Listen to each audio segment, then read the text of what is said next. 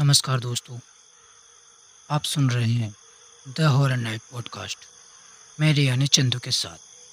तो दोस्तों, आप सब कैसे हैं? हमें पूर्ण विश्वास है कि आप सब बहुत अच्छे और मज़े से होंगे। हम दुआ करते हैं कि आप सभी को भगवान सलामत और खुश रखे। अगर आप चैनल पर नए हो तो प्लीज़ चैनल को सब्सक्राइब और वीडियो को लाइक शेयर ज़रूर करें। तो चलिए इस कहानी को शुरू से शुरू करते हैं। तो लगाइए आप भी हेडफोन और आनंद लीजिए एक और डरावनी कहानी का। यह कहानी अलीगढ़ की एक भयानक रात की कहानी है। रिया अपनी मम्मी सुमन और पापा विनोद के साथ दिल्ली में रहती थी। वह हर साल अपने मम्मी पापा के साथ गर्मी की छुट्टियों में ननिहाल जाती थी। उसका ननिहाल अलीगढ़ ज़िले में है। एक बार की बात है, रिया के स्कूल की छुट्टियां पड़ चुकी थी। रिया और सुमन ननिहाल जाने के लिए तैयार थे। विनोद को ऑफिस में काफ़ी काम की वजह से शाम को छुट्टी नहीं मिल पाई थी। दिन ढल चुका था।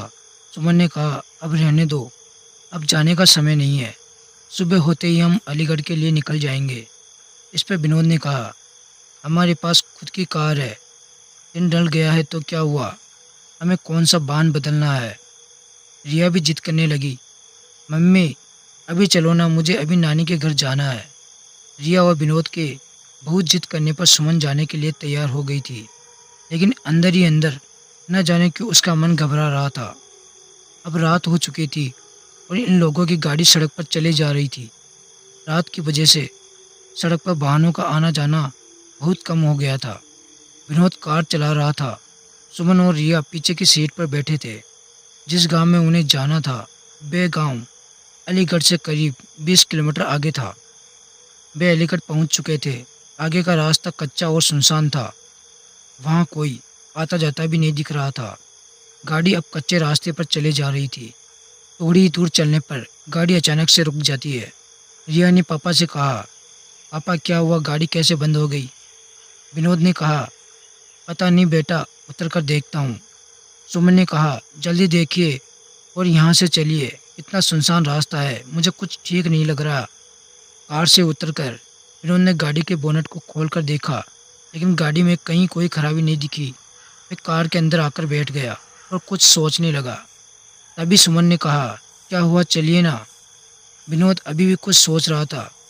फिर सुमन ने रिया के पापा के कंधे को पकड़कर जोर से हिलाया और कहा, क्या हुआ, चलिए यहाँ से, मुझे बहुत अजीब सा महसूस हो रहा है यहाँ।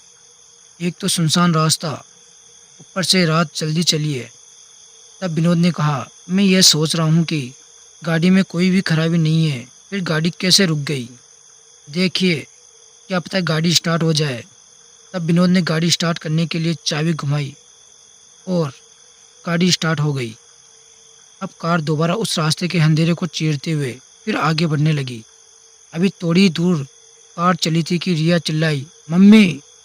एकदम से विनोद ने कार को रोका। दोनों मम्मी पापा रिया से कहने लगे, क्या हुआ बेटा, चीखी क्यों? इस पर रिया ने कहा, पापा मुझे ऐसा लगा जैसे हमारी कार के नीचे एक आदमी और औरत आ गए हैं।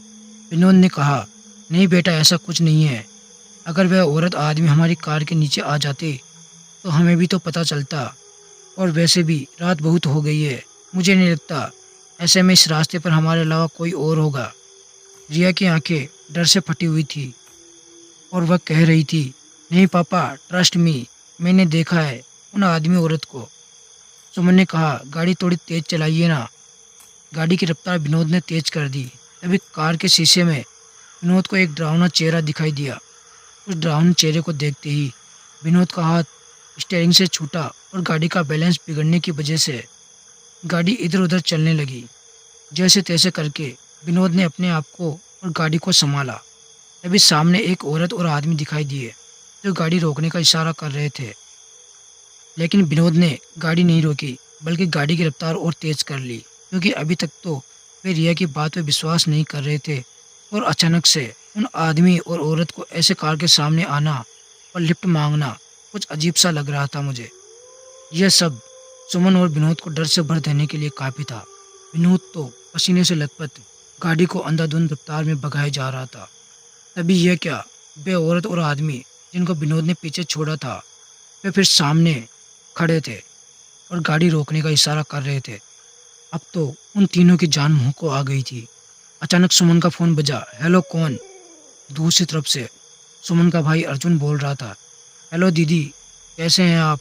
सुमन ने कहा, भैया कुछ ठीक नहीं है, इस रास्ते पर बहुत गड़बड़ है। और सुमन ने उन दोनों आदमी और औरत के बारे में भी अर्जुन को बताया। तब अर्जुन ने कहा, दीदी आप चिंता मत करो, मैं अभी आता हूँ। और 10 से 15 मिनट के बाद ही अर्जुन वहाँ रास्ते पर खड़ा था। विनोद ने गाड़ी रोकी और कहा, अच्छा हुआ अर्जुन तुम आ गए, पता नहीं क्या हो रहा था हमारे साथ, कुछ समझ ही नहीं आ रहा था। अर्जुन ने कहा, कोई बात नहीं जीजा जी, मैं आ गया हूँ ना, अब आपको कोई प्रॉब्लम नहीं होगी। अर्जुन भी अब कार में बैठा और कार घर की तरफ चल दी। अब तो मानो जैसे सुमन, विनोद और रिया का डर अर्जुन के आ जाने से हवा हो गया था। अब सब लोग घर पहुंच चुके थे। अर्जुन ने कहा, लाइए जीजा जी कार की चाबी मुझे दीजिए, मैं पार्क करके आता हूँ, आप अंदर जाइए। विनोद ने कहा, ठीक है, और चाबी अर्जुन को दे दी। जैसे ही रिया और उसके मम्मी पापा ने घर में एंटर किया, तीनों चौंक पड़े।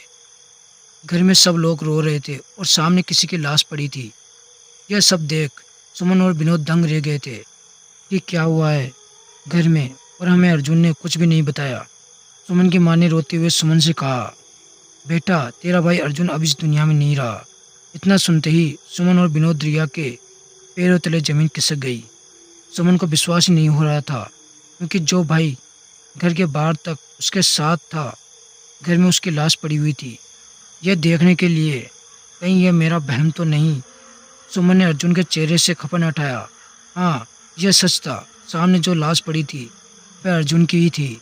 सुमन के पिता ने बताया कि रात 9 बजे अर्जुन अपनी बाइक से घर आ रहा था, तभी बाइक को एक ट्रक ने जोरदार टक्कर मारी, जिससे उसके सिर में चोट आई और मौके पर ही उसकी मौत हो गई।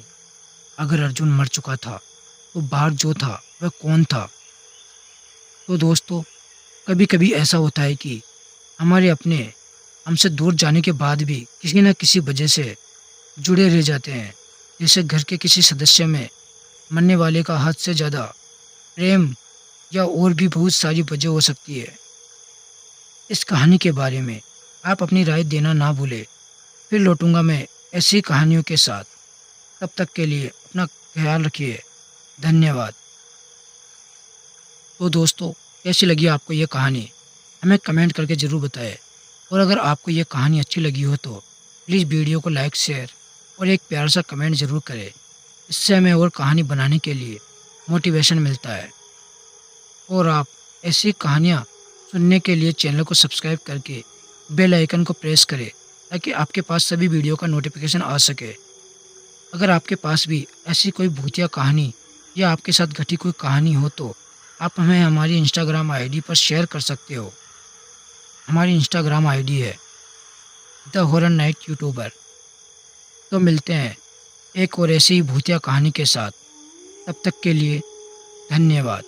जय हिंद, जय भारत।